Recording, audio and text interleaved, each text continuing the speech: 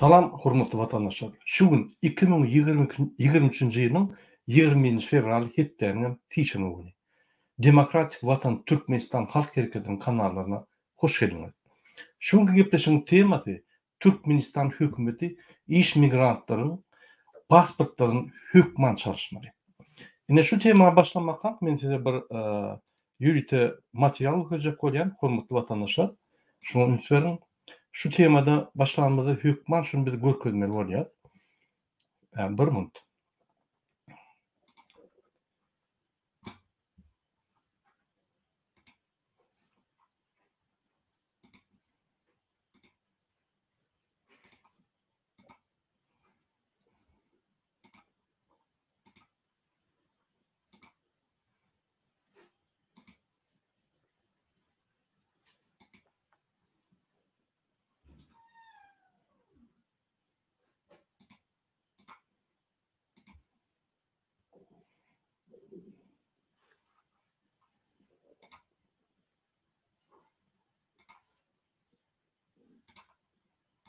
Türkmenistan'ın prezidentinin vazifesine girişmek bilen öz üstüme yüklenen beyik borçları, mukaddes ve ak yürekli, hormat bilen ve yadolsuz yerine yetirmeye, Türkmenistan'ın devlet karasıllığını ve bir taraflı hukuk ýagdaýyny goramağa, adamın ve raýatyň hukuklaryny ve azatlyklaryny hormatlamağa hem de goramağa, Türkmenistan'ın konstitusiýasyny berja etmäge ve goramağa, ähli güýjümi we ukymy, Türkmen halkynyň agdybirligini, onuň parahat durmuşyny goramak üçin bahş etmäge, Türkmenistanlaryň häzirki we geljekki nesilleriň şöhratyny hassa bilende götürmekler üçin ähli mümkinçilikleri peýdalanmaga, Türkmen halkyna wepaly we dogruçul hyzmat etjekdigime dawraly hasam edýär.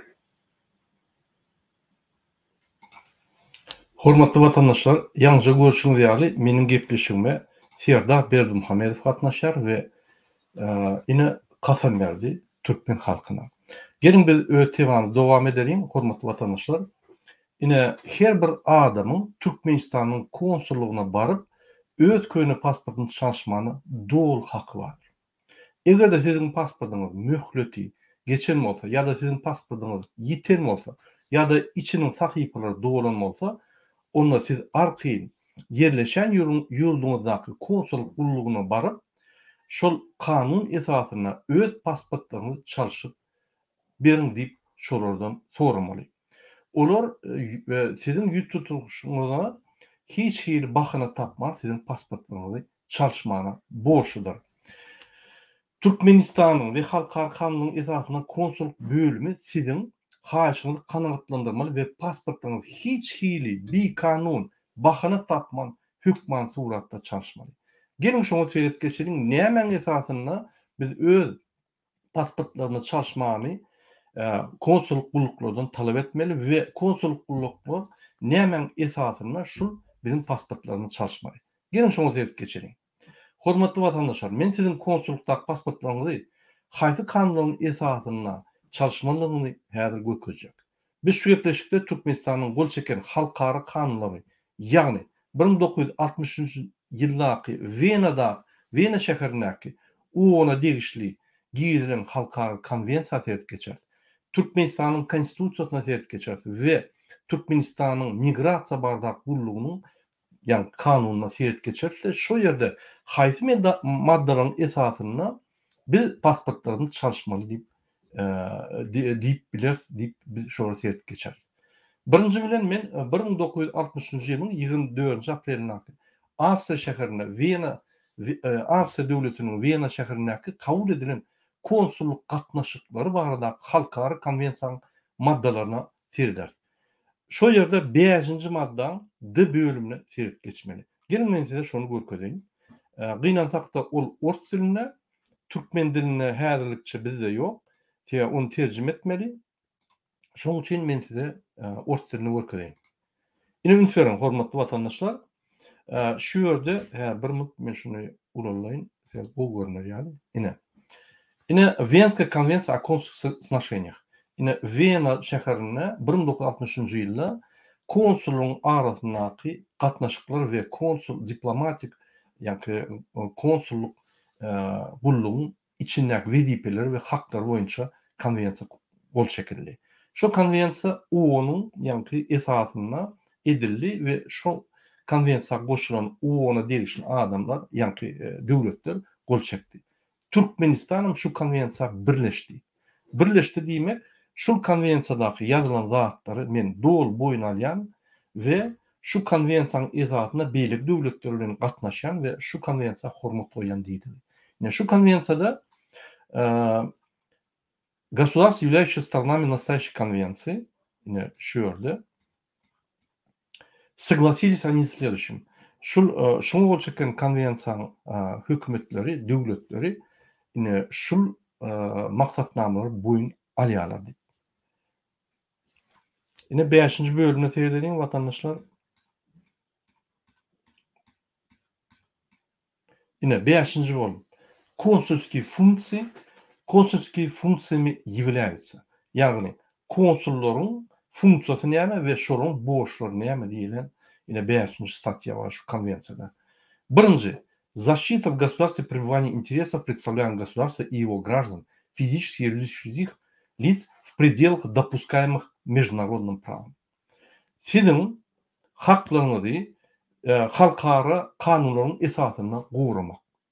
Haçan näçe konsulluk baranda ol sizin haklarınız bolmaly, gaýtyp sizde bir ýerde problem bolsa, sizin haklarınızı gorumaly şol.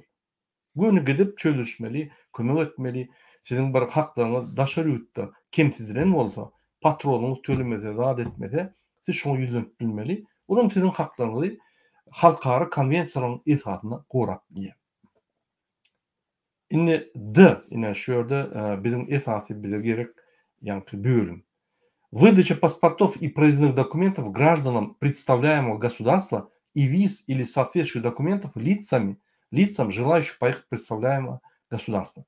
Yani pasportları ve yol dokumentlerini öz raýatlaryna bermek ve beýleki raýatlara viza ve gerekli dokumentler bermek barada boyun alýar şu ýerde.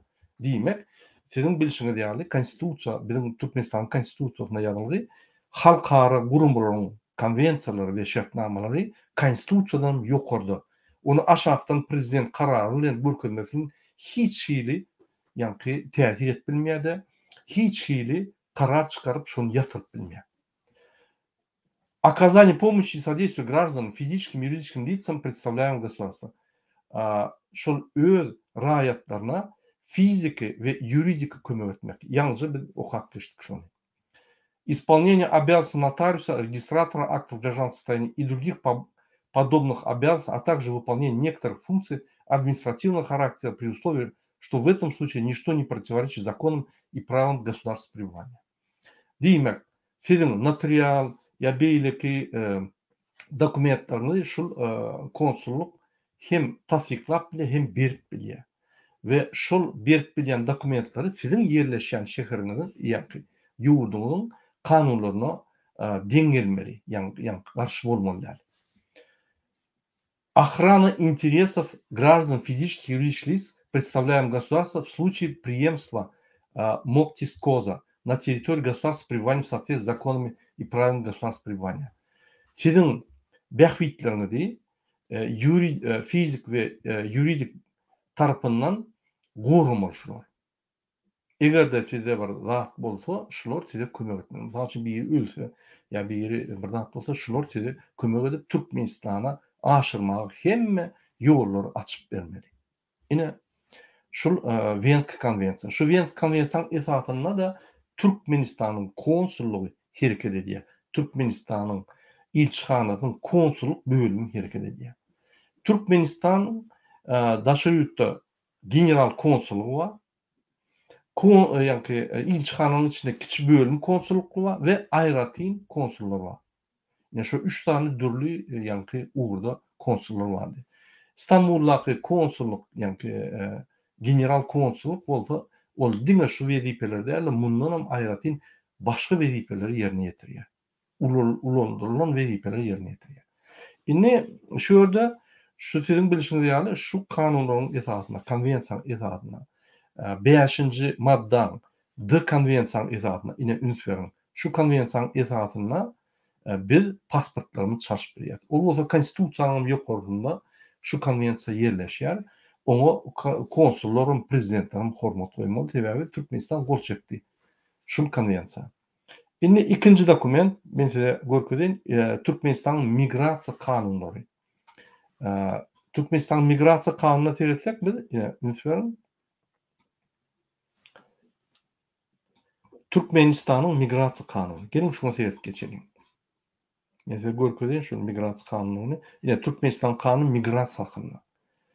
Ýa Türkmenistan'ın kanuny migrasiýa hakynda. İkinji bölümne, ýagny ikinji maddada şeýle diýär. Türkmenistan'ın migrasiýa hakynda kanunçylygy, Türkmenistan'ın migrasiýa hakynda kanunçylygy Türkmenistan'ın konstitusiýasyna esaslanýar. Hemde şu kanundan migrasiýa degişli meseleleri düzgünleştirilýär. Düzgünleştirilýän Türkmenistan'ın beýleki kadalaşdyrlygy hukuk namalarından ibaratdyr. Eger Türkmenistan'ın halkara şertnamasyna şu kanuny göz öňünde tutulandan başga kadalar bellenlen bolsa, onu halkara şertnamalaryň kadalary ulunýar. Ine diýjek bolýarlarym. Şu ýerde aýdylýar, halkara şertnamalar ulunýar diýip aýdylýar. Üçüncü madda. Türkmenistan'la migrasiýa ýagdaýlaryny düzgünleşdirmegiň esasy ýöregleri. Türkmenistan'ın migrasiýa ýagdaýlaryny düzgünleşdirmek şul aşağıdaky ýöregleri esaslanýar. İkinji madda seyretsek, haýsy millete degişlidir.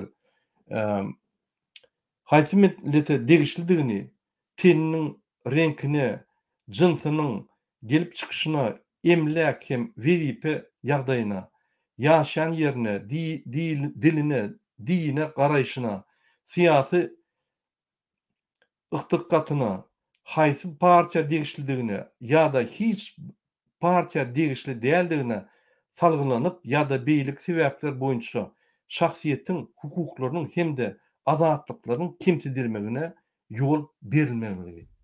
Diýmek, sen häzir DWT degişli, sen ýa ýene bir partiýa degişli bolubam, aktivist bolubam, pasportyň çalşak bolsaň, şular düzgün boýunça şonu ýerine ýetirmeli. Sen aktivist ýa beýleki, sen ONDP wagtynda uful atlar ýadyňyzdan çykaryň. Konstitusiýada o zatlar ýok. Olar, ýani konsulluklar şol pasportlary çalşmaly. Indi ýygylar ýygyny seredeliň watandaşlar.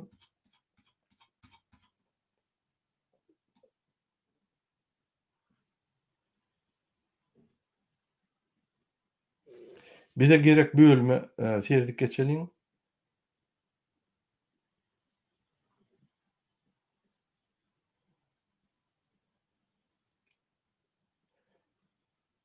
Yine 5-nji bölüm Türkmenistan'ın raýatlarynyň Türkmenistandan gitmegi ve Türkmenistan'a gelmegi. 24-nji madda şeýle diýär. Türkmenistan'ın raýatlarynyň Türkmenistandan gitmeginiň we Türkmenistan'a gelmegiň tertibi. Türkmenistan'ın her bir raýatynyň Türkmenistan'a gitmegi we Türkmenistan'a gelmegi hukugy bardyr. O diýmek, migrasiýadan ruhsat, ondan ruhsat bolmalylar. Hukugy barmy? Gitmeli. Eger hukugy ýok bolsa, şul şertlerde gidirbiler diýip aýdylmaly. Hiç şertler ýok. Gitmäniň haky bar, bolly, şo. Şonuň üçin miýitden getir, ondan getir, munyň bolmasa bolanok, onyň bolmasa o ýalan bolur. Hemme adam çykmanyň haky bar. Ine 20-nji madda. Türkmenistan'ın çäklerinden daşarda Türkmenistan'ın raýatlarynyň hukuklary we kanuny behbitlerini gorugy. Türkmenistan'ın çäklerinden daşar gidýän Türkmenistan'ın raýatlaryna, Türkmenistan'ın kanunçylygyna laýyklykda döwletiň gorugy we howadarlygy kepilendirilýär. Diýmek, sizin haklaryny daşar ýurtda eger bir bolsa konsulla baryp şolar, ýani sizin haklaryňyzy gorumaly. İlçihanlar ve konsulluklar. Pardon. Yine bize gerekli 29-njy madda. 29-njy madda Türkmenistan'ın raýatlarynyň Türkmenistan'dan gitmek ve Türkmenistan'a girmek üçin pasportyny resmileştirmenin tertibi. 3-nji bölüm Türkmenistanyň çäklerinden daşarda hemişelik ýaşaýan Türkmenistanyň raýatlary pasport almak üçin Türkmenistanyň daşary ýurt döwletindäki diplomatik vekilhanalarynyň we konsulluk edaralarynyň üstü bilen Türkmenistanyň döwlet migrasiýasynyň gullugyna ýüz tutulýar. Görkezilen raýatlary pasportlar Türkmenistanyň döwlet migrasiýasy gullugynyň merkezi edarasynyň edarasynda resmileştirilýär. Hemde Türkmenistanyň daşary ýurt döwletindäki diplomatik vekilhanalarynyň we konsulluk edaralarynyň üstü bilen gowşurulýar. Olar Türkmenistanyň çägine bolýan döwründe pasporty resmileşdirmek üçin migrasiýa gullugynyň edaralarına ýüz tutup bilerler. Bu diýmek näme? Siz Türkmenistana bar pasport çalışmagy borçlu däl. Siz Türkmenistanyň daşary ýurtdaky konsulluk bölümlerine ýa ilçihana ýüllenýäňiz, şo ýerde diplomatik poçta we poçta bilen iýerýän dokumentlerinizi aňarda, ýagny migrasiýada şo ýerde şo dokumentleri öwrenip pasport stoluny üstüne ýa migrasiýanyň özi ýa-ni bermeli gulluklaryna geçirýär da pasport alyp sizi dip poçtaň urundan ýerine getirilýär. Hatta Afganistan döwletinde de ine 40 näçe ýyldan soň uruşdan çykan 3-4 ýyl uruşda ýaşap duran halkda Afganistan döwletine intek döwlet ýaňyr gurulan döwletde de şu zatlar işleýär. 32 ýyldan bäri bir tarap dünýäde ýeketek bir tarap dünýäde iň ösen demokratik döwletde Türkmenistanda ine şul migrasiýa kanuny, konstitusiýa we Wienaň konvensiýasy işlenýär. Näçe? Men öňüm aýdyp gelýän hormatly watandaşlar, halk Türkmenistanyň konstitusiýasyny ýöredýär. Prezidentim ýöredenok 24 saatlap Türkmenistanyň hemme günjegini ýa daşy ýurtda ýerlap bilenok. Mümkin däl. Hemme ýerde halkymyz bar. Biz halk bolup öz haklaryny talap etsek, ine konstitusiýa ýörek başlaýar. Ine şoň üçin men size hemmeňiz aýdýan, erteden başlap pasport almak üçin, ýa-ni çalışmak üçin ýitirilen bolsa, hemme pasport meseleleri boýunça konsulluk alyp, ine şul kanunlaryň esasynda talap edin. Pasportlaryny çalışyň. Başga bir bakany gerek gel. Prezidentiň görkezmesi we on görkezmesi we Raşid Meredowyň bu mafia pasport biznesi biz edilýän zok. Ruhsat bermese. Egerde şular etmeseler, men size indiki videolarymda görkezden niýe bilip bilersiňiz. Şu meselede. Indi biz dowam edeli çykyşymyzy. Häzir men size Türkmenistanyň konstitusiýasyny görkezdeýin, watandaşlar. Ine Türkmenistanyň konstitusiýasy. Türkmenistanyň baş prokuraturasyndan aldım ine Türkmenistanyň konstitusiýasy. Gelin men şoň maddalaryny size okap bereýin. Bir minut.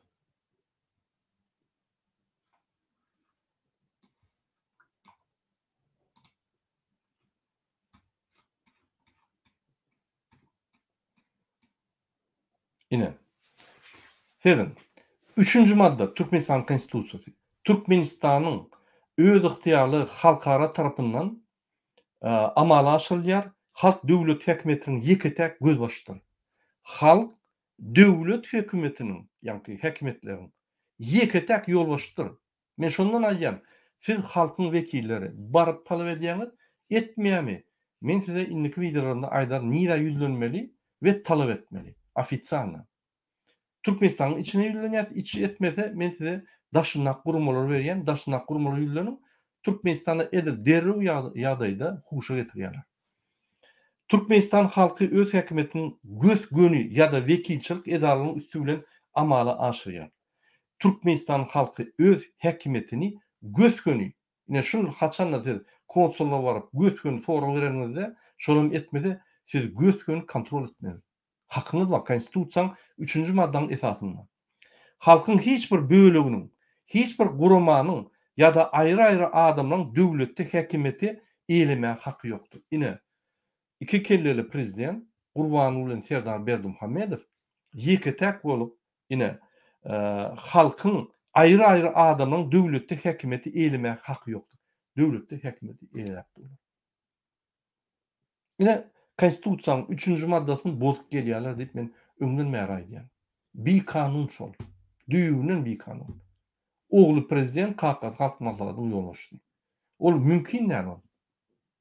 Türkmen halky şoň üçin ýeketek ýene öwretýän Türkmenistan halky öz häkimetiniň göskön ýa-da wekilçilik edarynyň üstü bilen amalaşýar. Şoň üçin ine 3-nji maddaň esasyna biz öz haklaryny talap etdiler we Türkmenistanyň häkimetine, işleyen hökümete gözükçülük etdiler. 4-nji madda Türkmenistanyň jemgyýetiniň we döwletiniň iň ýokarky gymmatlygy adamdyr. Ine biz adamlar hemme zatdan ýokardy. Bizim haklarymyz o diýmek ulum hemme zatdan ýokardy. Adam gorumak, gollamak we ona hyzmat etmek döwlet häkimeti edarlaryň baş wezipesidir. Ine şu konsulun bize gorumak, gollamak we bize hyzmat etmek döwlet häkimetiniň iň esasy wezipesidir. Siz baranyňyzda sizden ziyatka ýa-da $100 getir, $10 getir, $200 getir, ine sana berjek. Ýanyna bir bider adamlar goýup biltler satýarlar, pasportlar satýarlar, ýene ozat edýärler. O bikamçylyk, o jenaýat iş. Tutup prokuratura tapşyrmaly. Ine şoň üçin biz konstitusiýany ýürüdýär, biz şu konstitusiýany talap edýär we biz konstitusiýanyň kepildir, prezident dälir. Şol konstitusiýanyň esasyna. Döwlet her bir raýatyň öňünde jogapkärdir we şahsiýetiň erkin ösmegi üçin şertlerini döredilmegi üçin edýär. Döwlet her bir raýatyň öňünde jogapkärdir. Konsulluk baranda ol siziň öňünizde jogapkär, siz onuň öňünde däl, ol siziň öňünizde jogapkär. Siz bir zat soraňyzda ol adam ýürüýte kontrakt boýunça iş alyny size hyzmat etdir ýani. Talap edýär. Raýatyň janyny, at-awraýny, mertebesini, azatlygyny, şahsy ildirmeligini, tebii we aýrybaşlygyny lanmaz hukuklaryny goraýar. Bizi goraýar. Gysga diýsem. Nämämiz goraýar? Gaýtyp bizim üstümizde başlar edýär. Polis çagyryp bizi urdurýar. Özü çykyp kastiýe alyp urýar. Olar jenaýatçylar. Men şondan sezelýän. Her bir raýat konstitusiýa we kanunlara bilen öz üstüne yüklenen borçlaryň ýerine ýetirilmegi üçin döwletiň öňünde jogapkärdir. Ine bizim borçlarymyz 3-nji we 4-nji madda. Türkmenistanyň häkimeti göni gözükçülük etmeli we ikinji öz haklarymyzy gormaly. O bizim borjumyz şol. 9-njy madda. Türkmenistan dünýä birleşiginiň dol hukukly subyekti bolup daşary ýa siyasatda hemişelik bir taraflık beýlek ýurtlaryň içerki işlerine gatnaşmadylyk güç ulanmaktan ve harby bileşiklere hem birleşmelere gatnaşmaktan ýüz döndürmek. Sewitiň ýurtlar we dünýäniň ähli döwletleri bilen parahatçylykly dostluk we özara bähbitli gatnaşyklaryny ösmegine ýardam etmek ýörelgelerini edýär. Türkmenistan halkara hukugynyň umumy ikrar edilen kaddalarynyň ileri tutulmagyny ikrar edýär. Ünsüren Türkmenistan halkara hukugynyň umumy ikrar edilen kaddalarynyň ileri tutulmagyny ikrar edýär. Diýmek, ýa-da Venski dokument konstitusiýadan ýokardy diýdi şu. Indi 27-nji madda. Adamyň we raýatyň hukuklarynyň we azatlyklarynyň göskön hereketi bardyr. Diýmek, bizim hukuklarymyz ve azatlıklarımız göskönü, yani teorik görünüşde değil, göskönü biz barýar, biz talap edýär, derhal şo işlemeli. Eğer görürs, bir gün görürs, menne görkezme we o zatlar stop. Gönü işlemeli. Ne şo göskönü, yani hereketi bardyr diýdi. Olar kanunlaryň manysyny, mazmununu we ulanmagyny kanun çykarjy we ýerine ýetirjy häkimetleriň yerli özünü dolandırılışının işini kesitler ve adil qadiyetini bilen üpçün edilýär. Olar şu çıkaryan kanunun esasy mazmunu bize karşı olmalı. Bizim azatlarımızı ve bizim hukuklarımızı goramaly. Çıkan kanunlar, kanunun aşağına görkezmeler, kararlar, ikrarlar hemme de bizim behwidimizde olmaly. Näme şondan ýa? Şol ikili prezident näme etdi bizim behwidimizde? Muň çıkaryan ayal gyýdan hakdan bozdy, wiza girdi. Dini haklarymyzy bozup gelýär. Başga edilýän iş ýok. öz arkadaş şekerlerini gutmuyorlar. Bunu öz işleri bilen, öz ýanky biznesi bilen. Indi biz hormatly vatandaşlar, bir minut.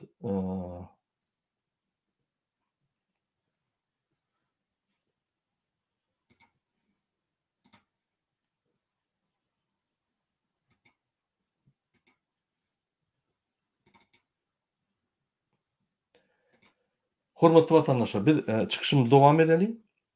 Men size häzir konstitusiýany, Wien konwensiýany, men size ýanky migrasiýa kanunyny düşündirdim. Şu zatlar men seni hem düşündürýän.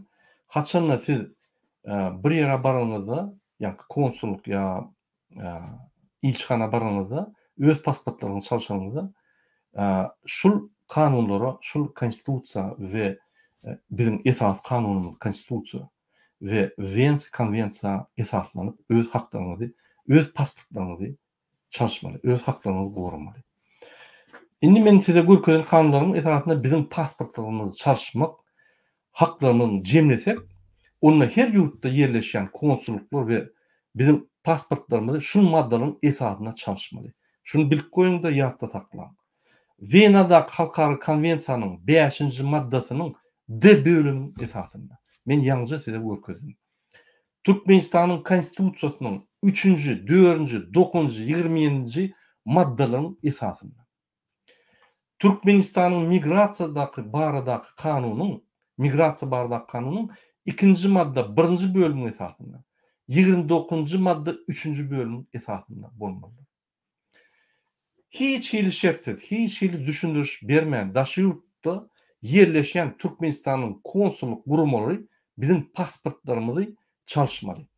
Eğer de pasportun möhürlükte geçen olsa, eğer de pasportu yitiren bolsaň, eğer de içinde sahypalar doğrun bolsa, ya yine beýleki bir ýanky saýsy pasportun çalışmaly bolsa, kanun esasında Türkmenistan'ın konsulluk gurulukları raýatlaryň pasportlaryny çalışmagyna borçly. Borç diýmek ine sen berýän çalış, ol borçlu şonu. Ertegel bir günden görkezme we ine prezident plan idi, ol mümkinler. Mümkinler. Sebäbi prezident diýse-de görkezme berse-de ýanky dilden, elden, ýazgydan Wien konwensiýa bar. Şu Wien konwensiýa hemmetni bir kanun edýär. Bizim konstitusiýamyzdan bir kanun edýär. Şoň üçin hormatly vatandaşlar, men size näme şu zatlary düşündirýän. Biz inni öz haklarymyzy goramyzda biz kanunlara ýüzlenip hereket etmeli. Başga alaçy ýok. Men size ýene bir gezek Türkmenistanyň öz-özüne prezident diýen bizim haklarymyzy ogurlan Serdar Berdimuhammedow bize bütün dünýä beren kasamy görkezýän. Sebäbi men bilen şol efir geçirip dur. Häzir şoň ine çykyşy boljak. Şoňa da üns berin we şunu esaslanyň. Şu videony görkezdiň, şu meniň ýanky çykyşymy görkezdiň, ine prezidentiň aýdan zady, ine de maddalar. Sen maňa kelläň artmada pasport çalyş boldy. Men näme size şunu düşündirýän? Sebäbi birinji biz bir ýere jalby edenimizden öň biz ofisialna ýüzlenip görmeli. Eger de şo bolmasa, onu bizim hakymyz bar jalby etmeli. Gelin Serdar Berdimuhammedowa söz berelim, hormatly vatandaşlar. Sebäbi olum gurulacak bolýa, bizimni ona da söz bereli. Sebäbi on hakyny kepitmeli.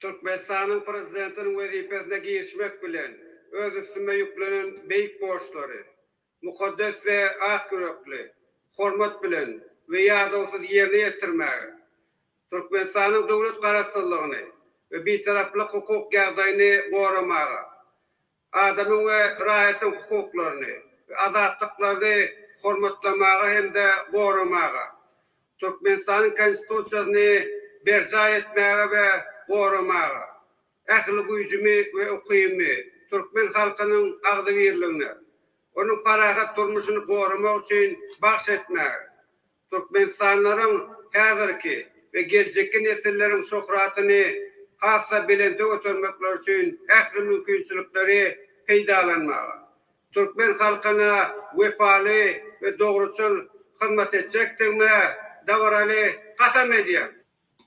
Sağ ol, hormatly olmayan Serdar Berdimuhammedow. Sizin sözlerine esaslanıp bizim halkymyz inni konsulluk bölümlerine barıp, ýani sizin sözüňize esaslanıp, sizin wepalyňyza esaslanıp öz pasportlaryny çalşar. Hormatly watandaşlar, inni söz we hereket sizden. Siz konsulluklara barıp öz pasportlaryny çalşyp başlamaly. Bul bir uly aksiýa. DWT topary şol aksiýany edýär beýlek aktivistler bilen we sizin hereketiňiz barıp soramaly. Bolmasa biz iýzini aýdaryp näme etmeli? Biz bir kaýda Türkmenistanyň ilçihanalaryna, konsulluklarda pasport awtomatik ýalyda çalşaýan etmeli. Bizim maksatymyz şol. Ine opozisiýanyň, demokratik opozisiýanyň halka etiljek kömegi. Biz muny gerek bolsa Bideniň kabinetinden galdyrar bu sorugy. Şoň üçin sizden hereket ofisialna barıp ýanky görkezlen kanunyň esasyna siz hereket edip görmeli. Ýok alsaňyzam hereket edip görmeli. Ine şol ýok jogaby bark gaýt ine bildiňi kopyasyny al. İstanbul'a barýam, bildiň kopyasyny al. Pasportaňyna barýam, suratyny al. Ine şu datda men geldim şöýredi. Şöýrede barwon dili. Egerde ofisialna dilep bilseňiz, ondan mowy. Ofisialna pasportynyň kopyasyny alýan, hat ýazýan, istenip adat formada. Hormatly konsul, general konsul ýoluşdy. Meniň pasportum dogry, ine kopyasy köne pasportum, meniň pasportum çalşyp berin diýip ofisialna berýän kopyasyny eliňe alýan-da orada öz egzemplaryny çekdirýän. Ine şu dokumentleriň esasyna biz jalb edip bütün dünýäde, ýagny Vens konwensiýasyna gol çekilen bolsa, onuň ýanky Vens konwensiýasyna işleýän hereketlerini gözükçülük edýän guruma we onu aýdar, Ženeva aýdar, Biden aýdar, bütün adamlar ýazyp ýanky biz Türkmenistanyň näme bir kanun edýänini suwd eder. Ine şonda da olar basyş edip hemme kişiň pasportyny çalşar ýaly eder. Konsullar iziňizden olar pasport çalşmak üçin. Şoň üçin hereketlere başlaýar. Bizi gollan, barın, öz pasportlaryny çalşyp, öz haklaryňyzy boran. Biz sizden başga dat talap edemiz, biz sizden başga dat haýyş edemiz. Diňe öz pasportlaryny boran. Ine şunuň bilen men öz efirimi toýan, hormatly watandaşlar, inniki efirlere çenli, hoş, sağ bolun.